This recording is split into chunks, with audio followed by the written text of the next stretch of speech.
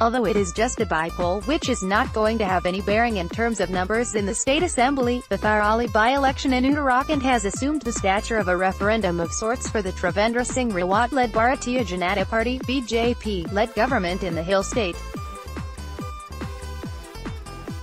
It will a barometer to test the popularity of the Trivendra government that continues to draw flak for being a U-turn government that, like several other BJP governments, is accused of being good at making noises poor when it comes to delivery. The Congress is desperate for a victory and wants to show that it is on the path of revival after a whitewash in last year's assembly poll when it was trounced by the BJP that won 57 of the 70 seats. The party is now looking towards a better performance in the forthcoming Lok Sabha polls. To counter it, the BJP is going full throttle to retain the seat where a by-poll has been necessitated following the demise of its MLA Megan Lal Shah. The BJP wants to send across the message that it still is the most popular choice of the people under the national leadership of its President Amit Shah and Prime Minister Narendra Modi. The party had contested the assembly polls last year with Modi as its mascot, and Trivendra had eventually emerged as a surprise candidate for the chief minister's post, with his RSS backdrop helping him emerge the top choice of the party. The BJP has fielded Shah's widow Mani Devi, who is the Zilla Panchayat chairperson and is banking highly on the sympathy factor. The party has pressed several state-level heavyweights into campaign. On the other hand, the Congress has fielded former MLA Jeet Ram, who had lost to Shah in the last year's poll. The flash floods in the Pindar River in 2013 that had washed away around 160 houses while damaging hundreds of others had a bearing on the fate of the Congress candidate in the 2017 polls. Apart from the residential structures, a motorable bridge at Tharali along with several small bridges on different rivulets connecting around 50 small villages with arterial roads and several pedestrian bridges had also been washed out. The people were agitated over the slow pace of repairs and restoration works. The seat had been won by the Congress in 2012. The left parties have also closed ranks to field Kunwar Ram of CPM as their candidate, while the lone regional force Uttarakhand Kranti Dal (UKD) has fielded Kash Bilal Shah. Ram is the lone independent horse in the race. The result of the by-poll would make no difference to the Trivendra-led government in terms of numbers, as it is firmly in the saddle with a brute majority, but a loss would certainly add to its poor reputation on delivery of poll promises. The state continues to face the issues pertaining to employment, poor health facilities and other infrastructure, migration and corruption.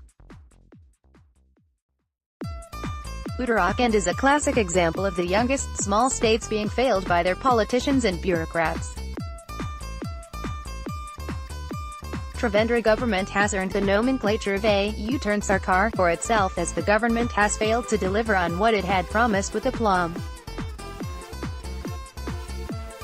The biggest issue being pointed out is the 350 crore rupees National Highway 74 scam.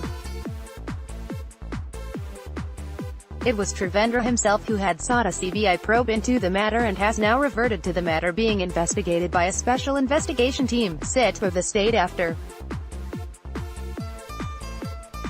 the centre turned down his request, and it was none other than Union Road Transport and Highways Minister Nitin Gadkari who had opposed it, points out senior Congress leader Suryakant Dasmana. Trivendra's opponents then refer to his promise of bringing in prohibition in the state, and then not only going back on his promise but bringing in an excise policy that has rather facilitated easy access to alcohol in the remotest parts of the hills. We have had mobile vans delivering alcohol and excise officials being suspended after being held responsible for liquor shops running in losses, Dasmana added. The state government is also on the back foot for earlier promising and then going back on its words on the setting up of the institution of a Lokayukta and bringing about an anti-graft law.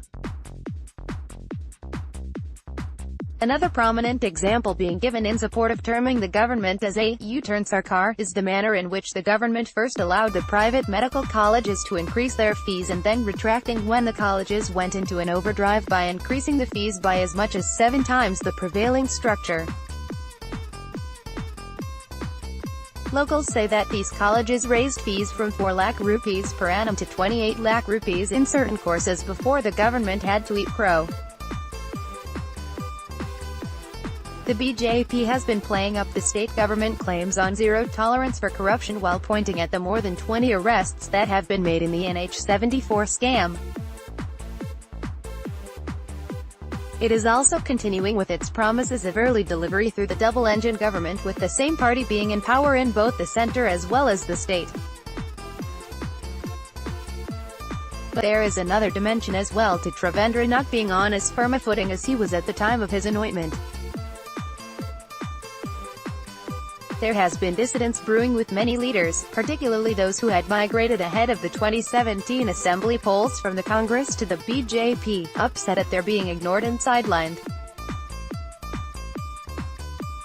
Trivendra trying to sideline former Congress heavyweight Satpal Maharaj is common knowledge and point of political discussions. Satpal has always been seen as another contender for the Chief Minister's post. His coming from a religio-political backdrop and his close links with the RSS on religious grounds has been his strength. It is Amit Shah's backing that has been working in favor of Trivendra. The government has been trying to belittle Satpal Maharaj on various occasions, and this is common knowledge, said a political analyst based at Dehradun. Another former Congress leader Bharatiya Singh Rawat, who had migrated to the BJP, has also learned to be upset with Trivendra for his works being ignored. Sources say that the same is the case with former Congress Chief Minister Vijay Bahuguna, who stands sidelined after not being given any post of consequence. It is amid such a scenario that Tharali will be sending a strong political signal on the 28th of May that will definitely have a bearing on the Lok Sabha polls in the state next year.